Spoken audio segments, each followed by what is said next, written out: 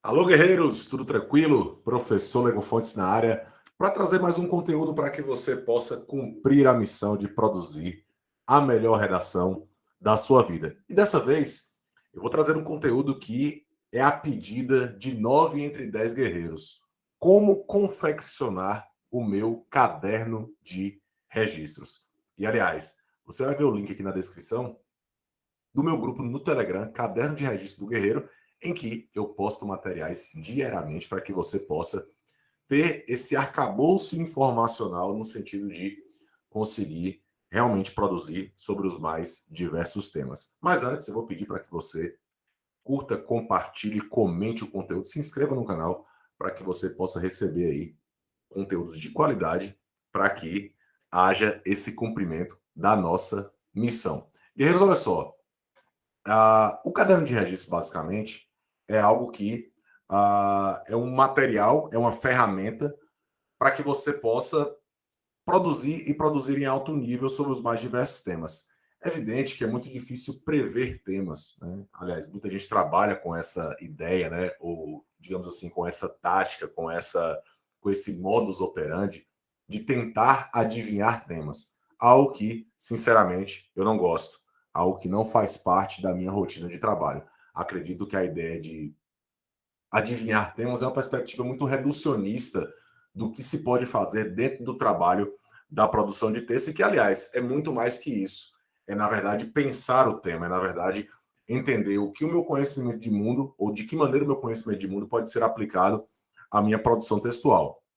Portanto, é fundamental que nós saibamos que o caderno de registro é uma ferramenta no sentido de prevenir, no sentido de adquirir um volume de informações tal que você não tenha dificuldade em produzir sobre os mais diferentes temas, né? Levando em consideração que você vai fazer provas de Enem, de vestibulares, de concurso. Então, nós imaginamos, tendo em vista aí a banca ou a instituição que promove aquele certame, qual seria a abordagem temática. Mas há provas que não há nenhuma previsibilidade disso, que é o caso do Enem, por exemplo. Né? Não existe linearidade temática, né? Há mais diversas possibilidades que podem aparecer no Enem. Por isso, o caderno de registro é tão importante. Quero deixar claro, e eu já vou partir aqui para o nosso quadro, que o caderno de registro é uma ferramenta de médio e longo prazo, beleza? De médio e longo prazo.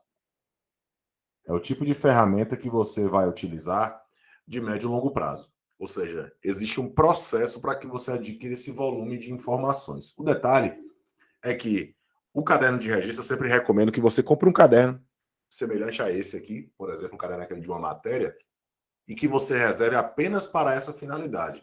Ou seja, esse caderno será apenas para que você possa registrar todo o repertório direcionado para a redação. É claro que no seu cronograma de estudos, você já colocou a disciplina de redação em um determinado dia, em um determinado horário, para que você possa produzir não apenas simulados, mas estudar o conteúdo que pode ser objeto de análise dos temas de redação, bem como a parte de estrutura, de argumentação, de estética de texto e tudo mais. Então, esse caderno de registro sendo uma ferramenta de médio e longo prazo, o que é que você vai fazer? A galera sempre me pergunta como fazer um bom caderno de registro. Eu sempre digo o seguinte: qualquer tipo de ferramenta de registro, ela é individual. Você vai tentar perceber aquilo que funciona melhor com você. Isso aqui é apenas uma sugestão do que eu faria. É claro que você pode aplicar dentro da sua rotina de estudos, da maneira como eu estou fazendo, ou você pode adaptar da maneira como você acha melhor, beleza? Então, primeiro passo é, eu tenho que, primeiro, fazer o registro, tá? Esse é o primeiro passo. Segundo passo, eu tenho que fazer a revisão do registro. Terceiro passo, eu tenho que fazer a aplicação do registro. Guerreiro, como é que funciona esse passo a passo? Olha só, a parte do registro é você fazer a coleta de informações, tá? Nas mais diferentes fontes, sejam elas fontes informacionais ou de repertório, eu vou explicar tudo isso daqui a pouquinho. A parte de revisão é uma parte muito importante porque, guerreiros, olha só, não adianta apenas escrever um registro qualquer, uma informação qualquer e jogar na gaveta, tá? Não adianta, porque você não vai reter essa informação. Eu sempre digo que a informação que seu cérebro considera como importante é aquela que você vê várias vezes. Quem é que nunca passou pela experiência, por exemplo, de assistir um filme ou uma série várias vezes e já começar a memorizar as falas, né? Acredito que algum de vocês já deve ter feito isso, e aí você comenta aqui embaixo se você já passou por essa experiência. Então, a partir do momento que você viu várias vezes, seu cérebro começa a entender que aquilo é importante, então ele retém. Assim é a informação que você registra. Procure ter esse caderno à mão, ao alcance da mão, no seu cantinho de estudos, para que você continuamente possa revisar. E a ideia de aplicação é justamente o momento em que você vai pegar essa informação e vai aplicar essa informação nos simulados que você for fazer, nas práticas de redação que você vai fazer. Então, nesse processo, você vai conseguir ter essa informação à mão no momento em que você mais necessitar. Mas vamos aqui para a parte do registro.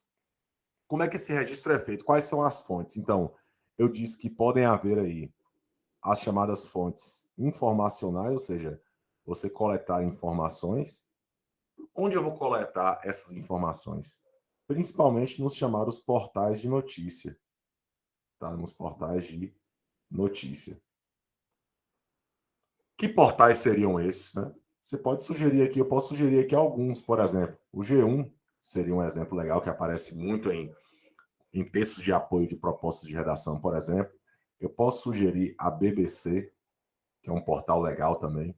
Posso sugerir aí a Agência Brasil, também é um portal bem legal. 3 sugestões aí para vocês. Lembrando que todos esses aqui têm perfil também no Instagram, tá? Então você pode consultar, inclusive no Instagram. Esse registro pode ser feito, por exemplo, a partir do repertório em que você pode pensar em filmes, você pode pensar em livros, você pode pensar aqui em músicas, você pode pensar, por exemplo, em autores, tá? Isso tudo a gente pode aqui entrar na linha do repertório, tá? Lembrando que repertório é tudo aquilo que você pode utilizar para servir de fundamentação para o seu tema, né? Aquele conhecimento, o chamado conhecimento de mundo que você utiliza. Claro que esse repertório ele tem que ser legitimado, ele tem que ser pertinente, ele tem que estar conectado com a discussão, mas isso é assunto para outra aula. Estamos falando apenas sobre a questão do registro. Então, você já sabe o que você pode registrar, mas a grande pergunta aí é: aqui está o pulo do gato. Como eu vou fazer esse registro? Qual é a maneira mais eficaz? Mais uma vez eu ressalto, isso é muito uma questão individual. O que eu estou trazendo aqui é apenas uma sugestão, beleza? Como fazer esse registro? Guerreiros, o registro, pelo menos eu entendo ser melhor assim, você divide o seu caderno pelos chamados eixos temáticos. O que é o eixo temático? O eixo temático é o assunto sobre o qual você vai tratar. Então, os eixos temáticos, eles abarcam mais temas. Então, vamos pensar na seguinte analogia. O eixo temático, ele entra como algo geral, genérico, enquanto o tema entra como algo específico. Só para que você entenda o que eu estou dizendo, eu posso pensar na questão do eixo temático, por exemplo, vou elencar 5 eixos aqui, só para que a gente possa visualizar isso na prática. O eixo temático, educação, saúde, segurança pública, que seria que é aquela trinca, né, essencial para qualquer sociedade. Eu posso falar, por exemplo, de minorias, que é um eixo temático bem forte para o ano de 2021, 2022. E eu posso falar do eixo temático aqui, meio ambiente. Aí você pode me perguntar, né? Existem outros eixos temáticos? Sim, existem outros. Vou colocar 6, colocar aqui desigualdade social, tá? Pronto, 6 eixos temáticos, certo? Então, vou colocar assuntos aqui no plural, né? Então, eu tenho aqui 6 eixos temáticos. Então, eu divido o meu caderno de registro em diversos eixos temáticos, tá? E esses eixos temáticos vão fazer com que eu pegue toda a informação que tem relação direta com esses eixos temáticos e faça o registro no espaço adequado. Então, eu separo ali, 10 páginas para educação, 10 páginas para saúde, 10 páginas para segurança pública, 10 páginas para minorias, 10 páginas para meio ambiente e para desigualdade social. Bom, como é que eu faço esse registro? Guerreiros, lembrando que esse caderno de registros, esse tipo de registro, é o chamado exercício diário, tá? Exercício diário. Ou seja, isso você tem que fazer cotidianamente. Então, você viu a informação, não espere, vai no caderno e registra, tá? Então, isso é muito importante para que você possa aí ter essa continuidade, tornar a escrita um hábito, isso é muito importante. Eu vou destacar aqui, dentre esses eixos que eu coloquei aqui na minha exemplificação, desigualdade social, tá? Desigualdade social. Então, dentro da ideia de desigualdade social, eu posso destacar aqui alguns repertórios e informações que podem me ajudar caso o tema verse sobre uma questão relacionada direta ou indiretamente sobre desigualdade social. Lembrando, a ideia aqui não é adivinhação de tema, é você ter o suporte para tratar sobre diversas temáticas que, porventura, podem aparecer na prova. Vamos lá? Então, por exemplo, vou pegar aqui um dado a respeito do IDH, que é o Índice de Desenvolvimento Humano. O Brasil, no ano de 2020, aparece como o 84º no desenvolvimento humano num ranking mundial, tá? Um número, inclusive, bastante baixo, né? Esse número ele mostra bastante como é que eram as políticas sociais do Brasil. Aliás, o Brasil sempre esteve aí próximo de 79º, 78º, 84º. Então, o Brasil ele nunca foi um país com um grande IDH, a saber, por exemplo, os países que estão nas primeiras colocações, os países nórdicos, né? Suécia, Noruega, Finlândia, Islândia, Dinamarca, ou Japão, por exemplo, Coreia do Sul, Canadá, Austrália, são países com bom IDH. Desigualdade social, um dado que saiu agora, né? Um dado de 2022, falando sobre a pandemia do novo coronavírus, que acentuou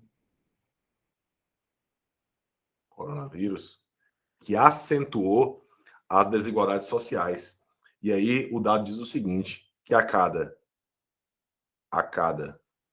26 horas surge um novo bilionário no mundo, né? Acentuando aí as diferenças, né, entre ricos e pobres, tá? Aqui nós temos também, inclusive, um livro que eu li agora, né, terminei ontem, deixa eu ver se ele está por aqui, que é um livro do Dostoiévski chamado Gente Pobre. Aqui, ó. Esse aqui, ó, Gente Pobre, Dostoiévski, que trata exatamente sobre isso, né? Fala da Rússia ali do século XIX, tá? Mas que a gente pode realmente atribuir, né? É um chamado texto epistolar, né? Que é em formato de cartas. É uma troca aí de cartas, né? Entre o Makar e a Varvara, e que eles tratam dessa vida miserável em que a Varvara, por exemplo, é obrigada a casar com o coronel justamente para sair daquela situação de miséria que ela vivia, né? Então, o Makar, por exemplo, pela vida miserável que ele passava, mergulhou no alcoolismo, então é uma narrativa muito forte nesse sentido, né? Um primeiro livro de Dostoiévski que autor fantástico, né? Então vamos lá. Gente Pobre.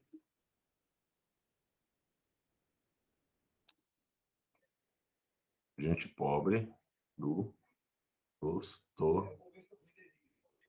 Dostoiévski. Então, esse livro de Dostoiévski, Gente Pobre, trata bastante da questão da desigualdade social. É um cenário diferente do brasileiro, né? No caso da Rússia do século XIX, mas que a leitura ela é a mesma, né? São lugares diferentes, épocas diferentes, mas a situação ela é a mesma. Eu posso colocar aqui uma música, por exemplo, com um repertório? Posso. Por exemplo, a música chamada A Cidade, da banda Nação Zumbi. Inclusive, eu tenho esse disco ali, chamado Da Lama ao Caos, que foi um marco aí na música brasileira. A letra da música fala, né? A cidade não para, a cidade só cresce. O de cima sobe e o de baixo desce. Então, essa música, A Cidade da Nação Zumbi, trata dessa questão da desigualdade social e dessa questão da diferença, né, entre ricos e pobres. Um outro repertório que poderia ser colocado aqui, dessa vez um filme, seria O Menino que descobriu o vento. Eu assisti na plataforma Netflix, que na verdade esse filme é baseado no livro, né, que é baseado numa história real do Caquamba, eu só lembro do sobrenome dele. Ele vivia na África, uma cidade muito pobre, e que vivia com problemas realmente de ter alimento, de ter água, uma vida realmente muito em contornos de miséria, né? E que ele consegue construir. Quer dizer, não vou dar muito spoiler, não. Se você não assistiu, prepare-se para chorar. O filme é muito emocionante. Fantástico, fantástico.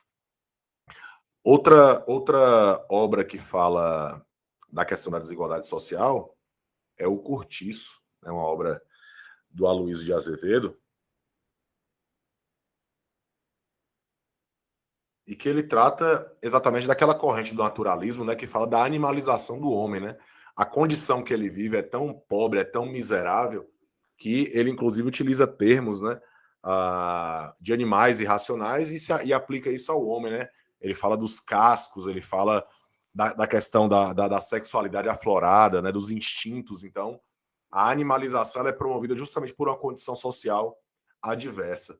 Outro repertório que poderia ser lançado aqui sobre desigualdade social é o próprio artigo 3º da Constituição Federal, que trata aí